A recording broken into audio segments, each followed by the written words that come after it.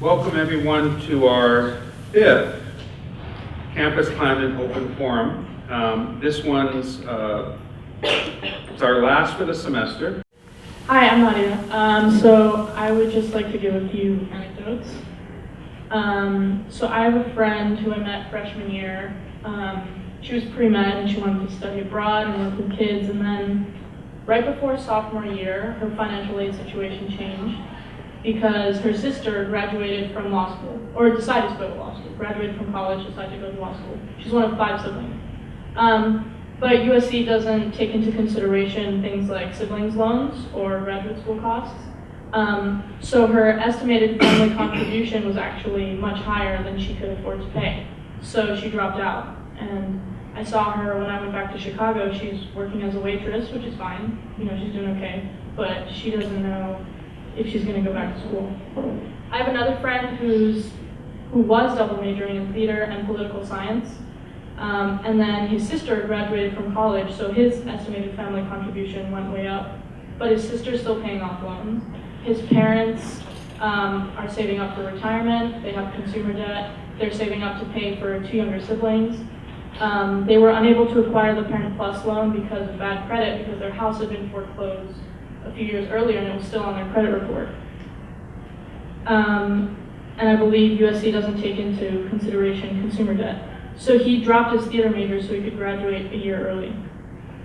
I have another friend who eats 1 meal a day so she can save up to buy supplies, school supplies. I have another friend whose parents cut down on things like doctor's appointments and food so they can afford his education. And I have another friend who works 3 jobs and still does well in a rigorous major and finds time to be an advocate for these issues. Not to mention all the students whose stories we don't hear because they either don't apply because they're misinformed or they forego their admission to USC because they can't afford it even after financial aid estimates. For example, undocumented students and other marginalized communities. So I'm not a numbers person or a financial expert, but I understand the importance of these stories. I think that a lot of universities say they provide X amount of financial aid or they support 100% of need, which I'm grateful for, believe me. But I think a lot of times we forget that behind every payment there's a story. And USC often shows a lack of concern for the student experience, which was epitomized recently in an unexplained tuition hike. Financial issues affect everyone, and they're often invisible. You don't know if the person sitting next to you is thinking about whether they're going to eat dinner tonight, or whether they can pay rent at the end of the month, or whether they can come back to USC next year. And this is about access to education. When tuition changes or financial aid changes, students have to take more loans, get another job, drop out. And that reduces access to education to marginalized communities. So that's all I have.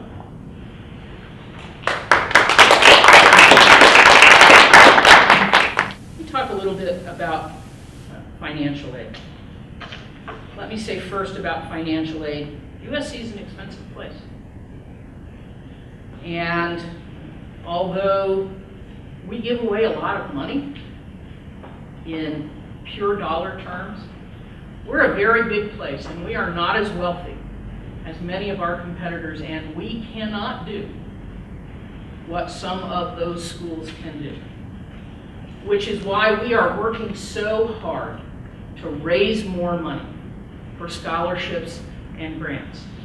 But we have a long way to go in that regard. USC gives away to undergraduate students every year about $300 million of USC's money. 80% of our need-based awards are in the form of gift aid. 2/3 of USC undergraduates receive some form of aid.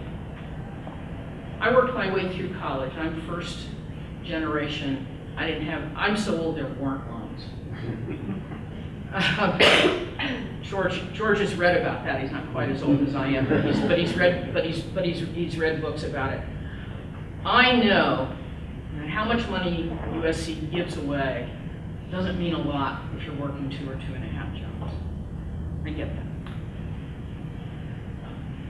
Our average need-based gift is $32,000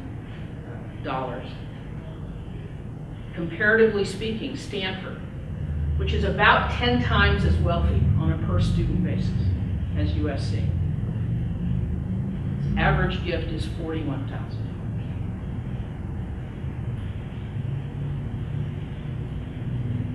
I'm not holding back money money that I have to make it harder for people, and we know as an institution that we need to work very, very hard, both to keep the rise in tuition down as low as possible and also to raise more money. So I've got a question. Striking in the figures and striking in what I know is a huge issue is the decline in African American enrollment. Particularly, and let me start with the undergraduates. If there's one population that over time at USC has gone down, it's that population, and that's a struggle. How can we address it? What's the ways in which we can do more to be recruiting a more robust group of African American students? Because what I fear, looking to the future, is that that number will continue to decline at USC. So are there mechanisms, are there things that we should be doing? And I know it's a complex issue, but I'd like to put it, particularly I guess to Catherine, that we're not doing? Or is there a new way to approach this issue, which I think is for the undergraduate population, the most significant enrollment issue? Part of an entrepreneurship program at USC called Blackstone Launchpad, and I meet with different types of students. And for me, I've had students from India, Hispanic students, Chinese students tell me that they don't feel like it's an inclusive environment here, especially with the white students on campus too. So that's why it's important for me to be here. My program welcomes everybody as a community, but it hurts my heart for students I care about to. It hurts my heart. It's Go ahead, unacceptable. But that's it. But that's why I'm here, and I want to see what I can do to change their minds. In our program, we do a lot of great activities for different types of students, and we have that open environment. But I just want to make sure that while they're here, this is my 6th year of employment at USC, that they don't feel this way. Because in my program, we don't feel that way there, but it's just their general perception when they're telling me that, and I don't know what to do. I need help. I'm a student that was courted by USC. I'm what you're referring to as high achieving, low income, first gen student of color. I fit all of it. I was given merit scholarship. I did explore. I did the breakfast. I was genuinely courted. The chair of my department called me. I understand. And I asked them to do that. They don't always, but yeah, and that's why I came here over Berkeley and a great package I had there. So I do understand how much work goes into this, and when you say at the beginning you're here to essentially learn how to do better, I can speak to that because I'm the one that got here, and I know exactly what's going on. So there are a few things. Someone does a quick Wikipedia search of Traveler, the horse, the Confederate horse. They may feel uncomfortable if maybe they're black or brown because the Confederacy wasn't very kind to our people. So the fact that there's our mascot that's touted is, for whatever reason, a Confederate horse. California was barely a state at the time. I don't quite understand how that happened. But when they see that, and it's very accessible information, they may not want to come to this university because they see its roots in racism. Beyond that, if they find out a former president was actually eugenicist, they find out we have some trees that were gifts from the Nazis. Again, more students that are essentially coming from my background won't want to come here. And beyond that, when they see a price tag at an institution that exceeds any other, especially if they are choosing amongst top tier schools, as I was when I was coming here, they will not want to come. And that's me speaking on behalf of a low income student perspective. The reason that I kind of went past that was because I got a letter saying I had merit scholarship, so for my 4 years it was guaranteed even if tuition went up. So I figured, okay, still financially it has been real tricky with me, but it doesn't, essentially that was the thing for me. That is not the case for every student thinking to come here.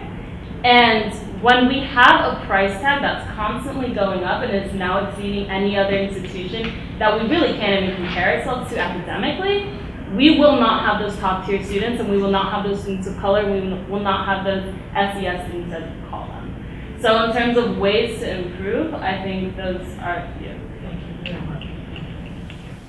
I wanted to get back to the tuition issue and maybe ask a question, because I think it's possible.